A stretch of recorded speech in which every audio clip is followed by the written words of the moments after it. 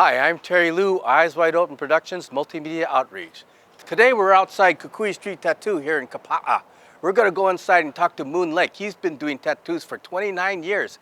He's also a wedding officiant and the president of a motorcycle club. Let's go inside and talk to Moon. Hey Moon, it's great to be with you today. Right on, my brother. Good to see you. How does one become a tattoo artist? That's a good question. Tattooing is not the easiest skill to get into. It's a hard trade to break into. When I started tattooing 29 years ago, it was much more difficult to get into than it is now. You need to find somebody that will take you under their wing. It's something that's passed on. You can't learn it off a YouTube video. And back then we didn't have those, so it was especially important that you found somebody that would take you under and apprentice you. It's an apprenticeship. And that's still the tradition that's held today.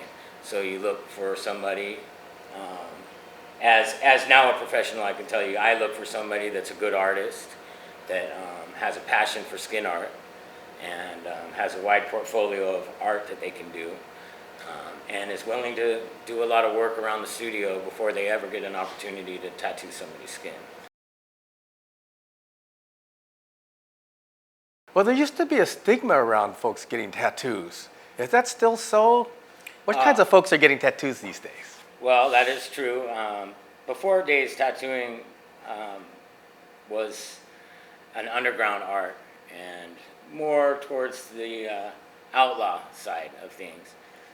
During the 90s, it transferred to very cosmopolitan and very mainstream acceptable. You got to remember, tattooing has been going on from the beginning of time. The stigmas came from religions and different things that carried it away from the roots of what tattooing is. And tattooing is a very tribal thing, and everybody relates with it. It's almost an innate human behavior to want it.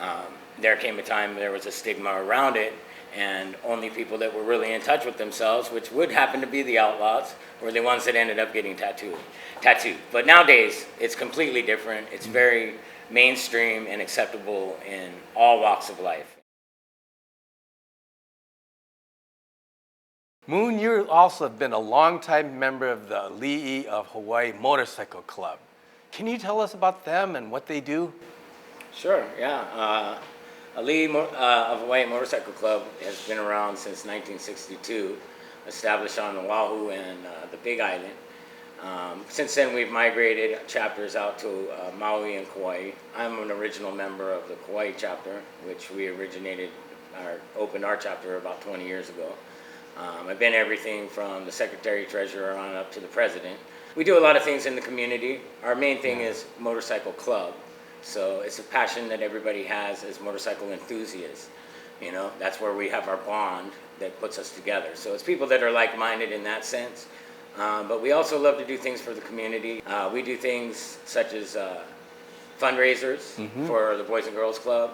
We do a Keiki Toy Run every year here that was originally started with a good friend of ours, Russell Halawapo.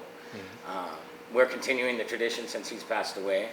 And we've been doing that for many years on every island. We have a big one on Oahu the first week of December. The one on Kauai is on the second week of December. We've also gone even to Molokai, and we have plans to do Lanai one day. And you're a wedding officiant too. Are you a minister? How does one become a wedding officiant? Well, I actually am an ordained minister. I became an ordained minister in 1998. It happened by chance. One of my friends is one on Maui, and he marries people there. One of my good Hawaiian brothers, and he was like, Moon, you should think about doing that because of the way that I relate with people. And because of the type of work that I do, he found that he thought that I would fall into this category well. And so I have. After several people asked me to marry them, I found that I do love it and love making that bond with people. And I do it in a pretty traditional way of making leis, etc., blowing the conch shell, and giving them a beach-type ceremony. Usually small weddings for visitors. Visitors mostly, or also locals? I do locals as well, yeah. It started, like I said, with mostly my friends asking me to do it. And that's how I got into the wedding business and the sharing of love. Sharing the love. So when you get your first tattoo at Kukui Street Tattoo, your initiation after your ritual of getting the tattoo is to bang this gong for first timers once they join the tribe. Did you get your first tattoo today? I haven't. Well, I'm gonna let you gong it anyway. An honorary member of the tribe? Honorary member. I'm honored. Right on, brother. This is where all the magic happens here. This is where I do all my tattoo work. This is the type of equipment that is used. Everything's single use. I'm wondering though how COVID-19 has had an impact on business. COVID-19 has been decimated to our business. Without the visitors here, we have lost, we're barely hanging on. Fortunately, we do have a local clientele that has helped, but without the visitors, we don't have the local people with money either. So it has affected us tremendously. We've essentially been shut down by COVID-19. Moon, thanks so much for having us here today. I learned so much from you about wedding, about the bikers clubs, about tattoo. It's been a pleasure. Right on, my brother.